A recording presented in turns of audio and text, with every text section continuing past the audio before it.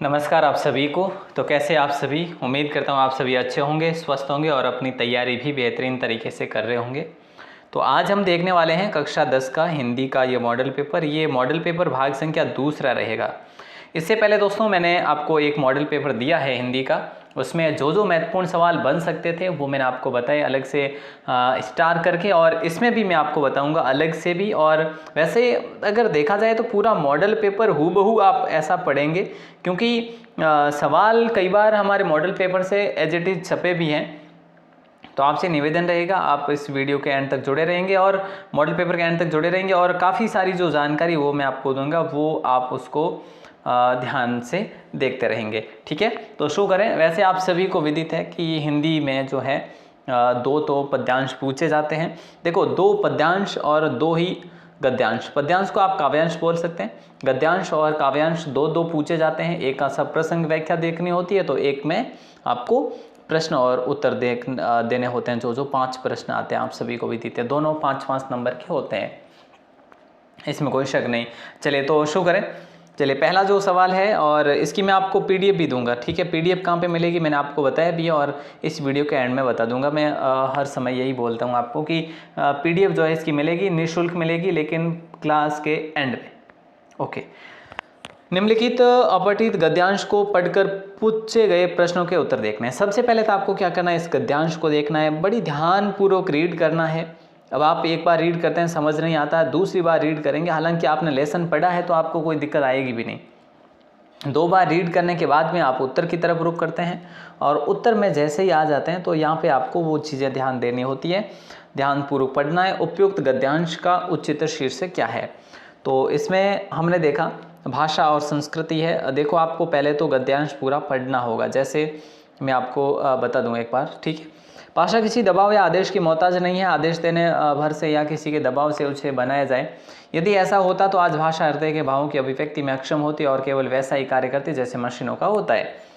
यह कुम्हार के चाक पर चढ़ाकर गढ़े जाने वाले बर्तनों की तरह भी नहीं है। शब्दों वाक्यों की रचना किस प्रकार होती है, भाषा के शुद्ध रूप का ज्ञान, विभिन्न प्रयोगों की विभिन्नता का ज्ञान होना आवश्यक है। हिंदी वेदों से जो कुछ विरासत में मिला है उसे आगे की पीढ़ी को शुद्ध और परिमार्जित रूप में सौंपना हमारा काम है। हमारे इस कार्य का लाभ सब लोगों को मिले। शुद्ध एवं परिमार्जित भाषा में भाषा के प्रयोग के संस्कार को वे ग्रहण करें। भाषा और संस्कृति एक दूसरे से अभिन्न है। संस्कृति का ज्ञान तभी संभव है जब अपनी भाषा का उचित ज्ञान होगा। समय की मांग है कि संस्कृति एवं अपनी जड़ों से रस लेकर विकसित हो सके, और समय की मांग है। अब वैसे ही हमें इसमें अर्थ आपको देखने की ज़रूरत नहीं है, कुछ भी देखना नहीं है, बस आपने ध्यानपूर्वक पढ़ा, उसके बाद आंसर सीधे देखें। तो यहाँ पे भाषा और संस्कृति आपका सही आंसर है। इसमें लेखिका किस प्रक्रिया को समझाने के लिए प्रेरित कर रही है? तो यहाँ पे भाषा का व्यवहार, कुम्हार और चाक या मशीनों की, या फिर बर्तन करना। तो सीधी सी बात है, भाषा का व्यवहार जो है। नेक्स्ट सवाल है, ये बाकी के तो सारे उदाहरण है ना। लेखिका किस प्रकार के संस्कार ग्रहण करने की प्रेरणा देती है? तो देखो, भाषा और संस्कृति की अशुद्ध भाषा के, तो आप कहेंगे सर हमने पढ़ा, ऑप्शन बी आपका सही होगा, शुद्ध भाषा। भाषा और संस्कृति में क्या संबंध है? तो इस प्रकार के सवाल की बात करें तो एक दूसरे के अभिन्न अंग है, एक दूसरे के अभिन्न अंग है, ऑप्शन बी आपका करेक्ट होगा। वर्तमान समय में भाषा के विकास के लिए क्या आवश्यक है? तो संस्कृति और भाषा पर पुनः विचार, भाषा का उचित ज्ञान, भाषा और संस्कृति अभिष्ट होना, यानी ऑप्शन डी आपका सही आंसर होगा। सॉरी, यहाँ पे क्या है, भाषा और संस्कृति का विकसित होना, बिल्कुल सही है। सॉरी, यहाँ पे आपका सही आंसर होगा ऑप्शन सी। बहुत अच्छा सवाल है, ऑप्शन सी को लॉक किया आपने। अब एक सवाल आएगा नेक्स्ट, मैंने आपको बताया काव्यांश का, काव्यांश के भी आपको सवाल देखने हैं। कुल जो है 6 से 10 तक, यानी 5 सवाल आपको अच्छे से ध्यानपूर्वक पढ़ना है इसको। ठीक है, पढ़ने के बाद में आपको आंसर की तरफ रुख करना है। जो महाप्रलय में मुस्कुराए का तात्पर्य क्या है? यहाँ पे ये थोड़ा सा आपके लिए कठिन हो सकता है। जो महाविनाश के बीच भी हंसी खुशी संघर्ष करते हैं, ऑप्शन डी आपका सही होगा। इसको आप ध्यानपूर्वक पढ़ लेना, मैं आपके लिए इसको रोक देता हूँ थोड़ा सा। ठीक है, आप स्क्रीनशॉट ले सकते हैं, इतना स्क्रीनशॉट ले लीजिएगा आप लोग। ठीक है, उसके बाद आप इतना ले सकते हैं स्क्रीनशॉट। ठीक है, वैसे इसकी पीडीएफ आपको मिल ही जाएगी। जो अंतिम दम तक डटे रहे का आशय क्या है? तो इसको मैं थोड़ा साइज़ में आपके लिए बड़ी कर देता हूँ। हाँ, तो यहाँ पे आपका सही जवाब होगा जो अपनी मृत्यु तक लड़ते रहे। जो अपनी मृत्यु तक लड़ते रहे, वो है ऑप्शन सी में। भारत के माथे पर गौरव तिलक किन्हें कहा गया? तो भारत के लिए शहीद हुए वीरों को कहा गया। सही, शहीद हुए वीरों को, भारत के लिए शहीद हुए वीरों, यानी ऑप्शन सी आपका सही आंसर है। नेक्स्ट सवाल जिसमें कोई संदेह नहीं।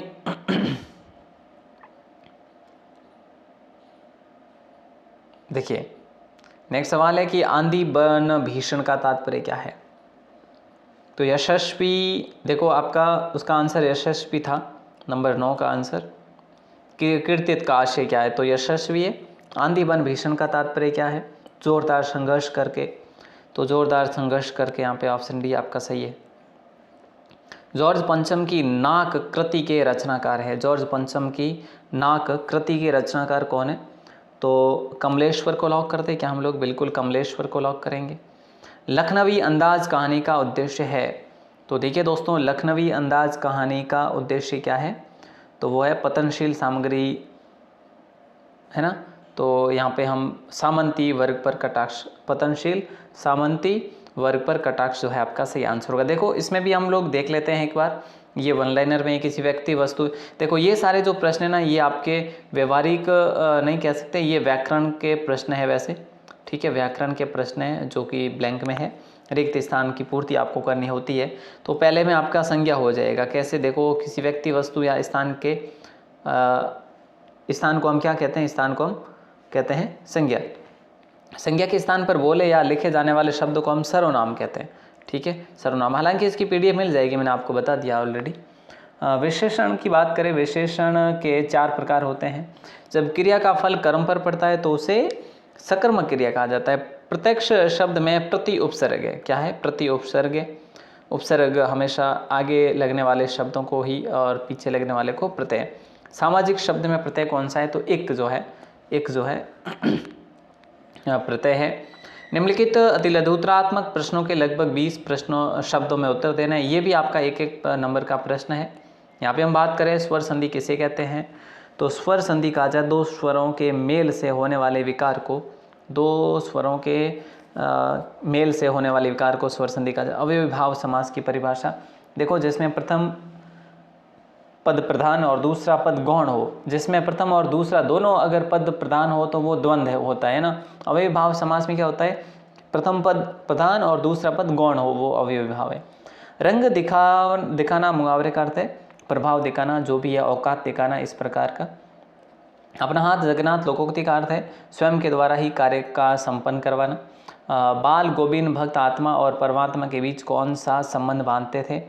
तो प्रेमी प्रेमिका का संबंध, है ना। शहनाई का उल्लेख कहाँ कहाँ मिलता है?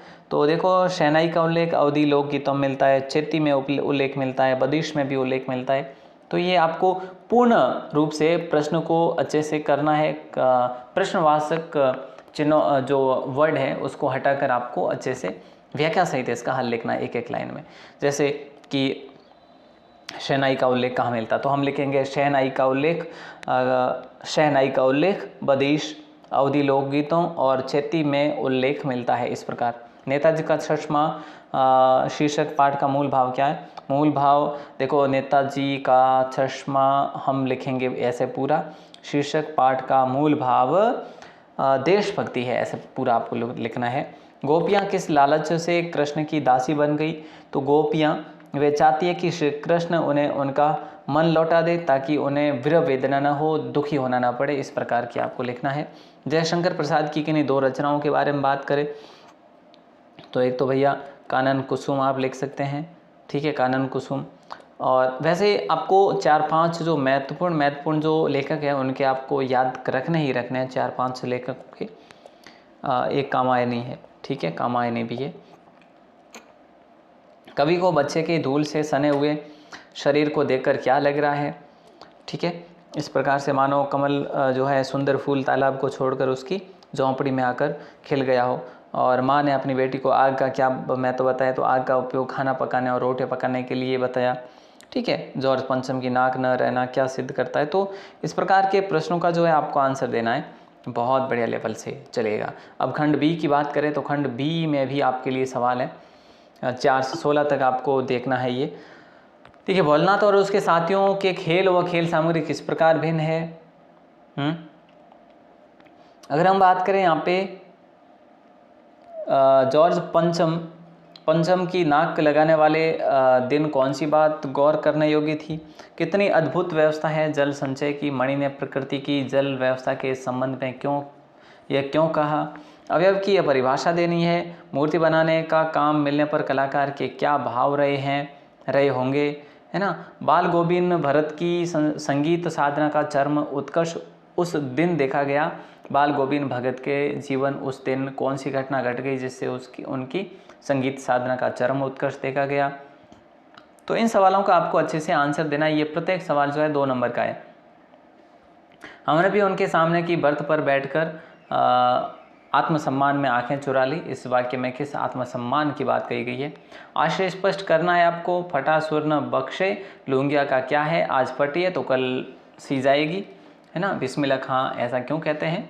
सूरदास के भ्रमर गीत का उद्देश्य आपको स्पष्ट करना है। हमें कोई कुम्हड़े के छोटे फल नहीं है, कुम्हड़े के छोटे फल नहीं है जो तर्जनी उंगली को देखते ही मर जाएंगे। लक्ष्मण ने ऐसा क्यों कहा था?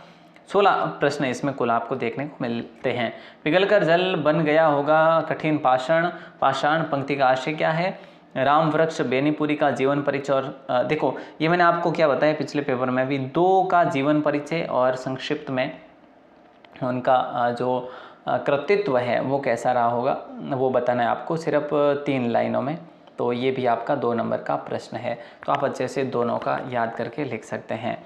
निम्नलिखित पठित गद्यांश, मैंने आपको बताया ये गद्यांश को आप ध्यानपूर्वक पढ़िएगा। उसके बाद आपको क्या करना है, इसका ये या फिर ये, इन दोनों में से ये या फिर ये, ठीक है, इन दोनों का आपको क्या करना है, सप्रसंग व्याख्या करनी है।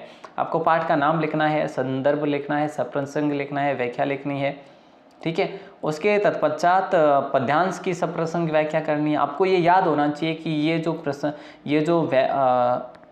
जो भी काव्यांश है ना, जो भी गद्यांश है, ये कहाँ से है, कौन से लेसन से है, इसके लेखक कौन है, इस प्रकार आपको ये चीज़ जो है याद रखनी है। तो आगे बढ़ते हैं। आगे हम देखें तो ये इसका तो आपको करना ही है, इसमें मैं ज़्यादा आपका समय नहीं लूँगा। तो यहाँ पे उदो तुम हो अति बड़भागी पद के आधार पर स्पष्ट कीजिए कि गोपियाँ स्वयं को उद्भव से किस रूप में अलग मानती है। या तो ये करो या फिर सूर्यकांत त्रिपाठी निराला के काव्य शिल्प की विशेषताएं आपको लिखनी है, ठीक है। तो इस प्रकार से जो है आपको ये इन दोनों में से एक करना है। मुझे लगता है ये आपके लिए बहुत महत्वपूर्ण है। सूर्यकांत त्रिपाठी निराला ये बहुत महत्वपूर्ण है, इसको आप अच्छे से याद कर लेना। और हम बात करें नेक्स्ट, बाल गोविंद भगत रेखा चित्र सामाजिक रूढ़ियों पर प्रहार करता है, स्पष्ट कीजिए। ये भी 3 नंबर में आपको लिखना है।